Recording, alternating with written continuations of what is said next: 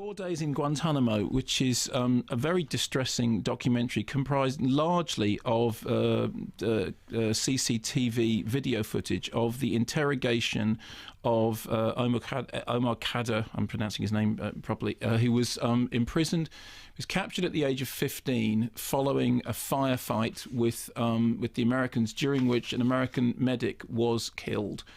And he's then imprisoned in Guantanamo. And during the course of the documentary, what happens is he is interrogated for 4 days. Now, according to what I know about this case, I know from the documentary itself. What you see is the interrogation over the course of 4 days by Canadians. I think the guy's a Canadian citizen. And the argument of the documentary is that effectively he has been abandoned by, if not actively betrayed by his own government. And what happens is, at first, he is interviewed. Remember, he was 15 at the time that the thing happened, so technically a minor.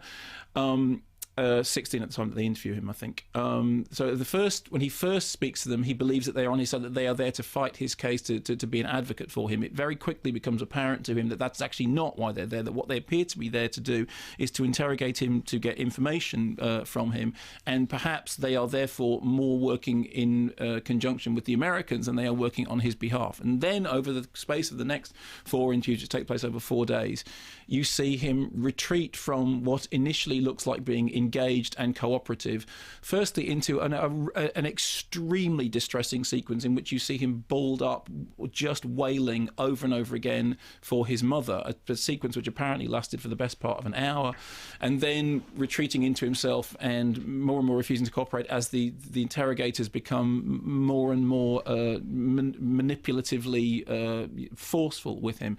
Now, the argument of the documentary is, there are many questions that it raised. The first one is, did he actually do what it was that he's accused of doing? Certainly the documentary has some evidence that says that that's not the case, that in fact his argument that he's innocent, there may be cause to believe that, although in the absence of a fair and open trial, how would we know? Many characters say, how do we know what happened, because he hasn't had the fair and open trial?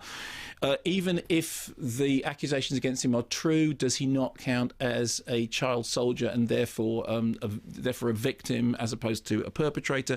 Doesn't he have the right to a fair and open trial anyway? And don't his government have a duty to advocate on his behalf, whatever the situation?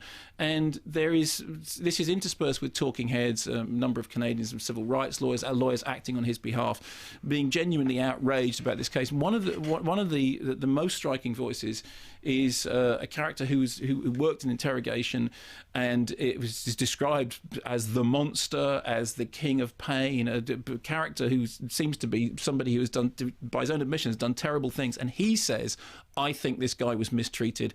I think that actually, what does it say about Canada that I feel more compassion for him, being the monstrous character that I am, than they do? It was one of those documentaries in which they had taken a very simple structure. We've got hold of this video footage, which initially apparently the authorities did not want to be released into the public field. They've taken it; certain bits of it have been redacted.